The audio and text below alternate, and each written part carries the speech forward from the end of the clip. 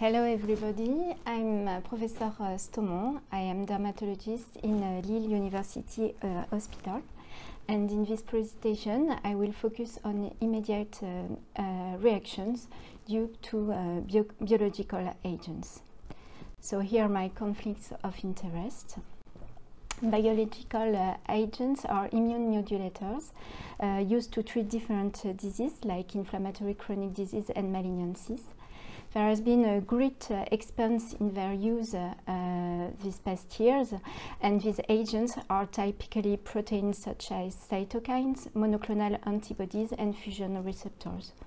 And among all these biological agents, monoclonal antibodies like rituximab, cetuximab, infliximab, or omalizumab can cause hypersensitivity reactions.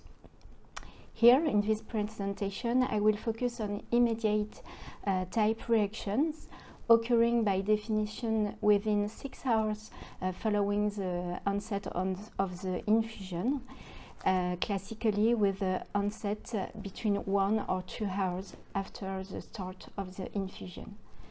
These immediate reactions are quite frequent and must be recognized because they may be severe, life-threatening, and they may have an important impact on the management of the patient treated by these biologics.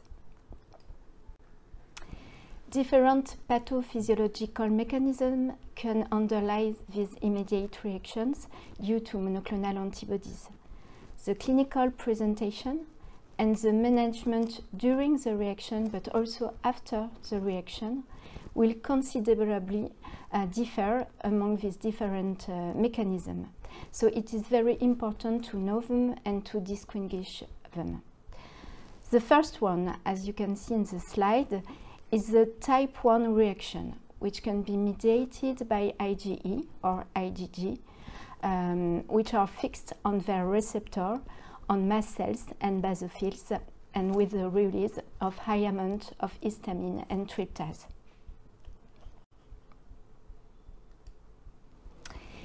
It is very important to rapidly identify this type 1 reaction because it can be very severe, as I told you, with symptoms of anaphylaxis.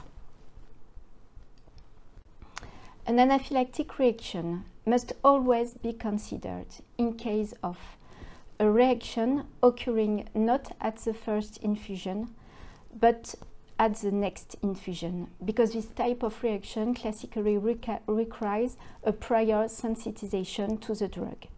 But there are exceptions, in particular in case of cross reactions, for example in patients receiving a treatment and the first infusion of cetuximab and previously sensitized towards a protein, alpha-1,3 galactose, which is similar with a cross reaction between the drug cetuximab and the mammalian meat.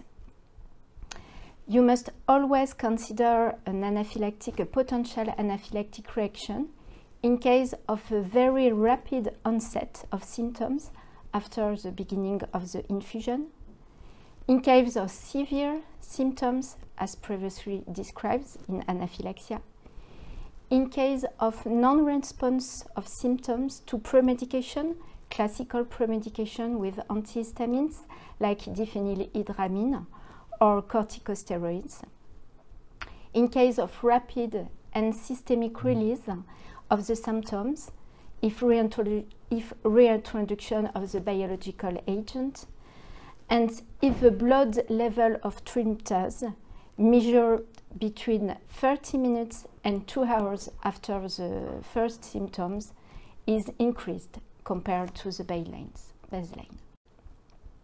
How to manage? In case of immediate reaction with severe symptoms, in particular hypotension, oxygen desaturation, you must immediately stop the infusion and treat the patient with epinephrine and, of course, adequate resuscitative measures. The biological drug, in this case, must be strictly avoided before allergological investigation. But immediate reaction may have other pathophysiological mechanisms, as I showed you before. Two other frequent and very frequent situations are reaction due to cytokine release or infusion reactions.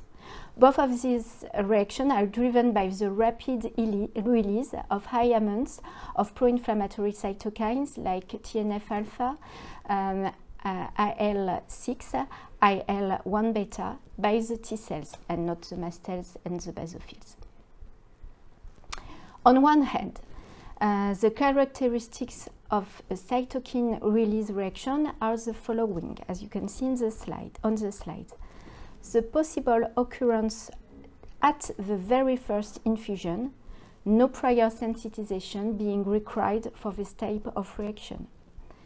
Symptoms may be strictly similar to type 1 reactions, sometimes severe, but associated with other non-specific but very subjective symptoms like fever, chills, headaches, diffuse pains on chest, back, neck. You must always stop the infusion, whatever the mechanism, but no remission will happen if the infusion is continued in this case of cytokine release reaction. And the classical method of premedication like diphenylhydramine, corticosteroids are unable to prevent this type of reaction. On the other hand, most frequent, the infusion reaction occurs at the first infusion as well, has no specific symptoms like fever, chills, sickness, is often non-severe, with a spontaneous resolution even if you do not stop the infusion but reduce the infusion speed, and is often abrogated or at least attenuated by a classical premedication with corticosteroid or antihistamines. How to manage?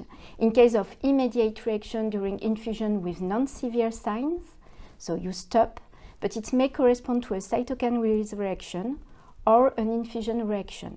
But don't forget that it can be also an anaphylactic reaction which is beginning. So you must also immediately stop the infusion and see what happens. With a symptomatic treatment, the more classical drugs being, as I told you, diphenylhydramine and methylprednisolone. Some authors will also add non-steroidal anti-inflammatory drugs in case of signs like fever, chills, and pains. It can be helpful. And do not forget to systematically check serum tryptase level. In case of rapid and total regression of symptoms with your symptomatic treatment, you will be allowed to try to restart the infusion with reduced speed and to see what happens. When should you perform allergological investigation or address your patient, refer your patient for allergological investigations? In this case, that you can find on the slide. If a biological drug is mandatory without any alternative treatment for your patient, and you have to discuss this point with your colleagues. If you suspect a type 1 or anaphylactic reaction, that's a rule. If the reaction was severe, if the tryptase level after reaction was increased compared to the control at baseline, and if the reaction did not respond to a symptomatic treatment or a simple premedication. In this case, in all these situations, you will perform skin tests, included prick test, followed, if negative, by intradermal reactions test using different concentration of the culprit biological drug. If the tests are negative, with no argument for an anaphylactic reaction, you may propose a challenge test with the culprit drug. You will use different concentration to test your drug.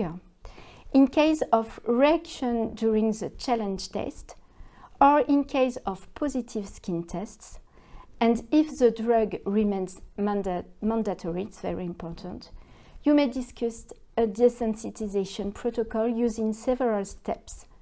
The most classical one is the protocol with 2 steps proposed by Castells and colleagues, with successive increased dilution of the drug to induce a tolerance. And you will also, during these different steps, increase progressively the speed of the infusion. But do not forget that this desensitization protocol must be repeated at each time you want to treat the patient in the absence of acquired tolerance. In conclusion, immediate reactions are frequent in patients receiving monoclonal antibodies. If you prescribe a biologic, you have to know them, you have to recognize them, you have to be able to manage them. You must always consider the possibility of an anaphylactic reaction, potentially severe.